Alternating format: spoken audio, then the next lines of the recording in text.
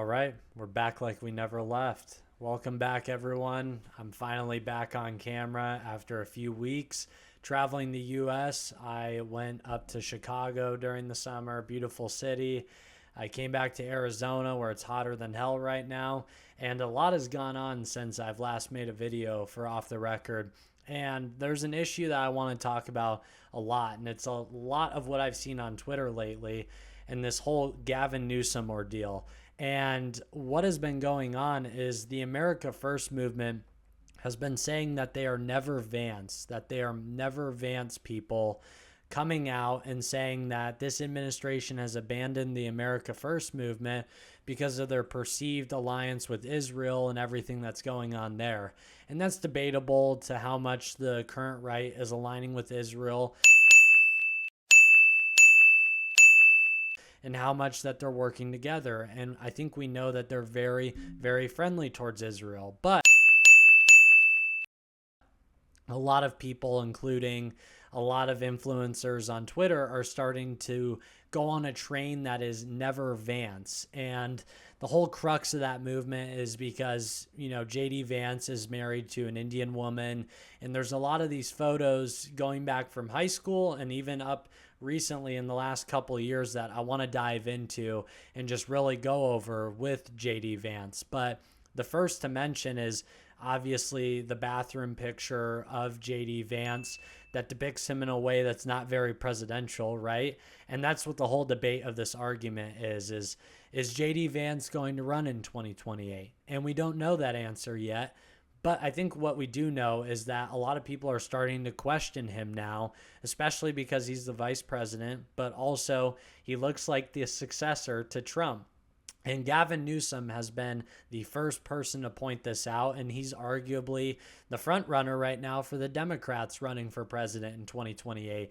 And he's been very edgy on social media, pointing out a lot about JD Vance, about how he used to look during high school, and all of these things. And a lot of the America First movement on the right has supported Gavin Newsom in this effort to kind of out JD Vance.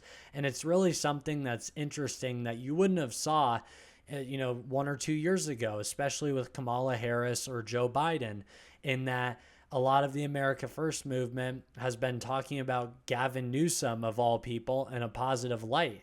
And this kind of stems to a nationalism, especially a white nationalism aspect of it, where Gavin Newsom is in a bunch of old photos and he looks like the stereotypical American white guy.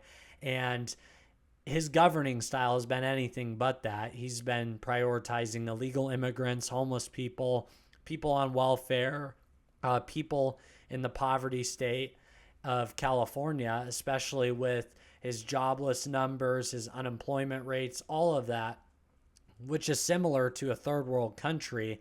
And then you have people almost beautifying him in a way because of his political appearance and ignoring the fact that he cheated on his wife while running for governor of California, and all of these personal scandals, which Newsom has started to come out and kind of preemptively exposing himself for a presidential run. And this is something that a lot of presidential candidates will do, is that they'll expose themselves before running for a high office. And, he came out, I think, on a podcast about a month or two ago, and he said he used to be an alcoholic and not spend enough time with his family. Clean and sober is one of the biggest damn mistakes this country's ever made. I know it's a hold your hand idealistic point of view that somehow magically, God bless some of you. If you're like me, I've been known to have a glass of wine at night watching some of the nightly news. We all need to self-medicate periodically. When he was first governor of California. And it just really shows kind of the character of Gavin Newsom and how slimy he's going to be when he runs for president. Because don't get me wrong, I think he is going to run for president. And he knows that, because that's why he's attacking JD Vance right now. He's not attacking Trump. And that's where you've seen a shift in Gavin Newsom's politics. And going back to JD Vance's point, there's a lot of these photos from high school where he just looked very unpresidential, just someone who looked kind of like how his upbringing described him in Hillbilly Eulogy, kind of a dysfunctional person and household. And then he went to Yale later on and kind of developed himself more, and then went to Silicon Valley, started up a venture capitalist group. And a lot of the right is asking, well, how did he do this? Which I think is a fair assessment. How would JD Vance from Appalachia in southern Ohio go to owning a venture capitalist group in Silicon Valley? And that's where a lot of these people are kind of getting the crux of this entire argument together, is using that as ammo against JD Vance. Now, yes, undoubtedly, that does raise some questions about JD Vance and how he actually got there. But a lot of the attacks have been personal attacks, especially towards his wife, Usha, who a lot of women love, a lot of Republicans love during this last election. And she's generally pretty likable as a second lady. And JD Vance is still pretty likable as a vice president. And it's noticeable to mention the fact that when Kamala Harris did anything wrong, she was blamed undoubtedly for everything under Biden's administration, even if it was her fault or not. And JD Vance has been able to go under the radar and not essentially get blamed for everything. And it's probably going to work to his favor if he decides to run for president. But going back to the whole Usha story, is a lot of the America First movement has been pointing out to these images. It's been an image war on Twitter, really. And it's just been kind of a weird personalization of these people and fighting back and forth, where it shows Newsom and his family and his wife and all of that versus JD Vance's wife and his family. And a lot of these have turned into racially motivated attacks versus the candidates and who they're actually loyal to. You know, people are saying, is JD Vance loyal to America? And obviously, I think we know what the answer is, but people are starting to raise those questions this early on, even before the midterms, and that is going to affect his profile and his candidacy for president in 2028. And you've even seen Gavin Newsom in his official capacity as governor of California and on his social media posts start reposting a lot of these what they call groypers online, reposting a lot of these images that kind of out JD Vance for maybe marrying his wife Usha, or how he looked during high school versus Gavin Newsom. And a lot of these attacks and comparisons are like apples to oranges, right? JD Vance grew up in southern Ohio and Appalachia, right? We know that's a fact. And Gavin Newsom grew up under a father who was an oil baron.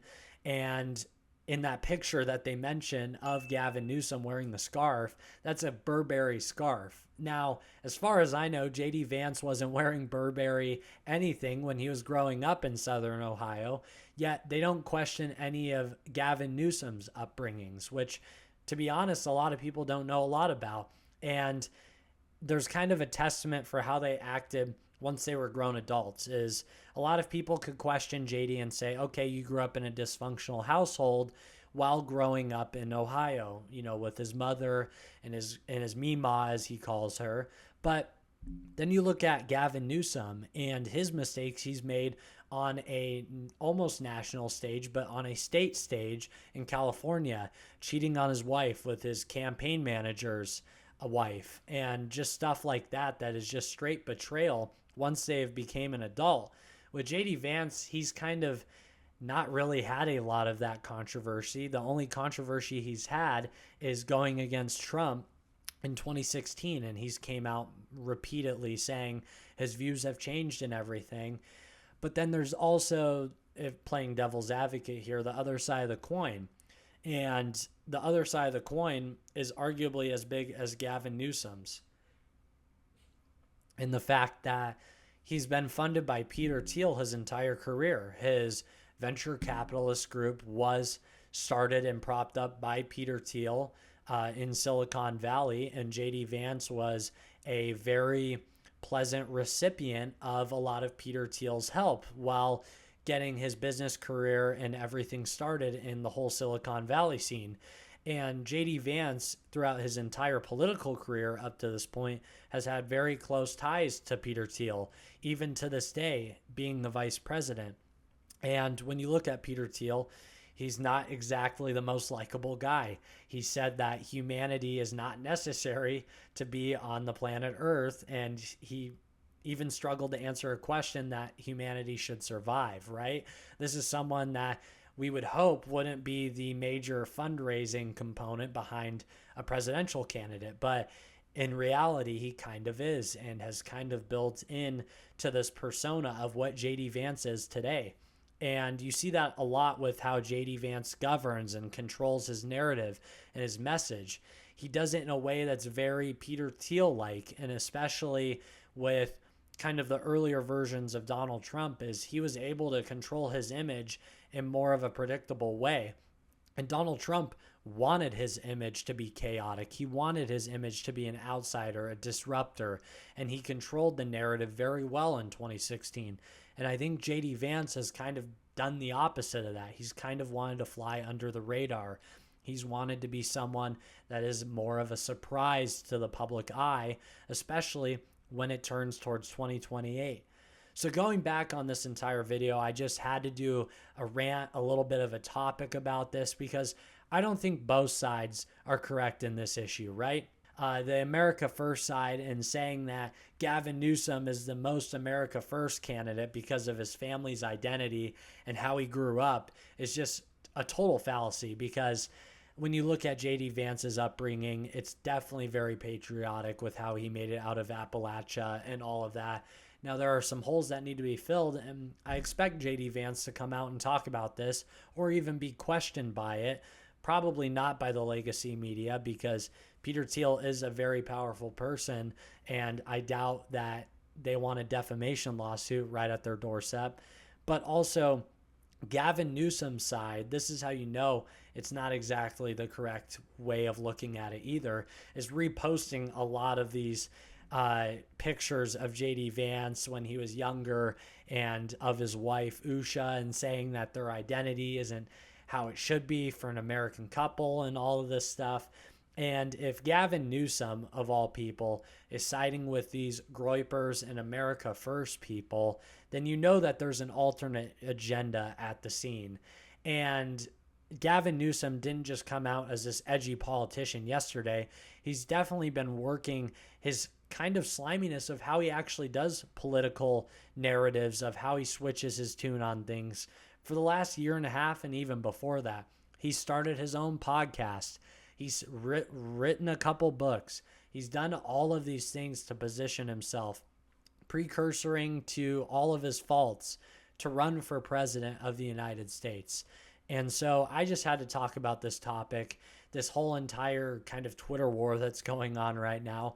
And I honestly want to hear your thoughts. Do you think that the America First people are just kind of being hyperbolic about this situation and just saying this to prove a point for their movement? Or do you think that JD Vance and this kind of wave of politician is actually not the right fit for the Republicans moving forward? It might make it harder for them to retain control of the government. I want to hear your thoughts below, and I want to know if I did a good job or not covering this topic, because I might be missing a few things as well. I'm not going to act like I know the entire thing on this argument. I'm not always on Twitter, so I could have missed some things, but this is what I've seen so far, and this is how I'd like to cover it. So anyway, please watch any of our videos that we have linked below, and always keep speaking off the record.